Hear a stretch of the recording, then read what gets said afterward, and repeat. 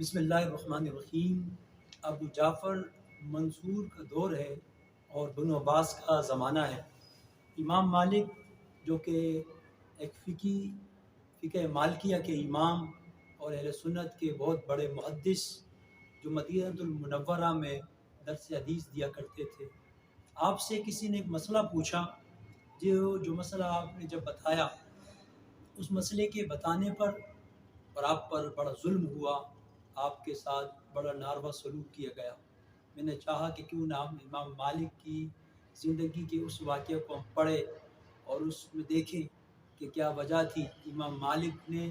کس انداز میں جو فتویٰ دیا تھا، جو مسئلے پر اپنی رائے دی تھی، شرعی اور فقہی جو رائے دی تھی،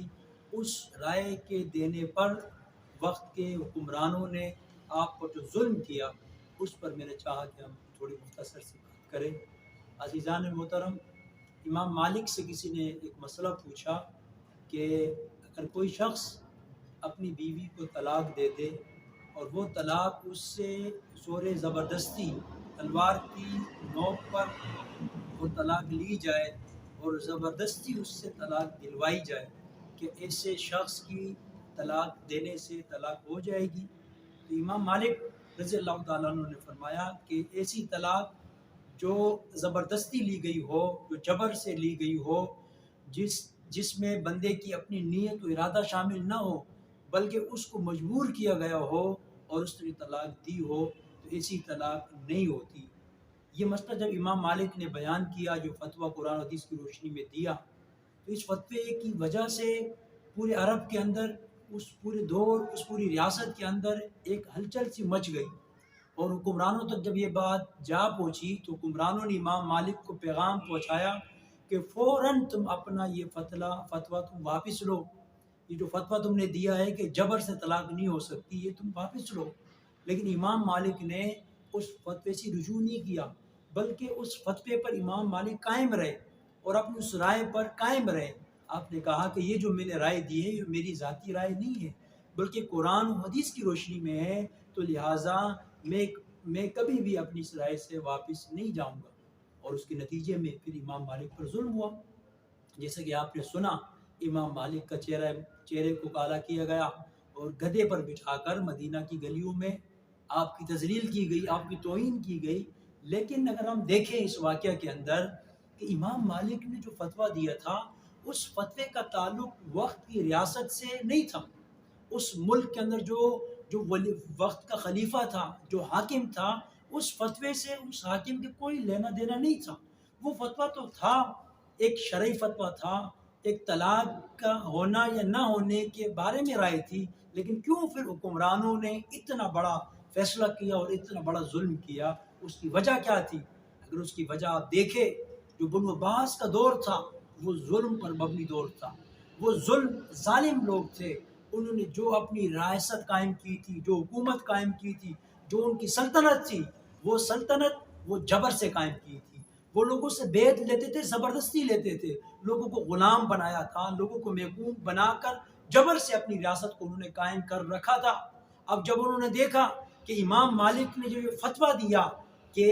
بالجبر طلاق نہیں ہو سکتی، تو اگر یہ فتویٰ لوگ مان لیں اور ہر بندہ اس فتوے سے رجوع کرے، تو اس کا مطلب ہے جب جبر سے طلاق نہیں ہو سکتی تو پھر جبر سے ہماری ریاست کیسے بن گئی، ریاست کیسے قائم ہو سکتی ہے؟ تو لہٰذا انہوں نے دیکھا، انہیں اپنا مستقبل نظر آنے لگا کہ اگر یہ لوگوں نے ان امور کو سمجھنا شروع ہو گئے، رعایا کو سمجھ آ گئی، لوگوں کو سمجھ آ گئی کہ جبر سے طلاق نہیں ہو سکتی، جبر سے، طاقت سے ریاست قائم نہیں ہو سکتی، حکمرانی نہیں ہو سکتی، لوگوں پر حکومت نہیں کی جا سکتی، اگر لوگوں کو سمجھ آ گئی، لوگ امام مالک کی اس فتوے کی روشنی میں لوگوں نے استدلال شروع کر دیا، لوگوں نے قیاس شروع کر دیا، تو پھر ہماری یہ سلطنت، ہماری یہ ریاست یہ قائم نہیں رہے گی،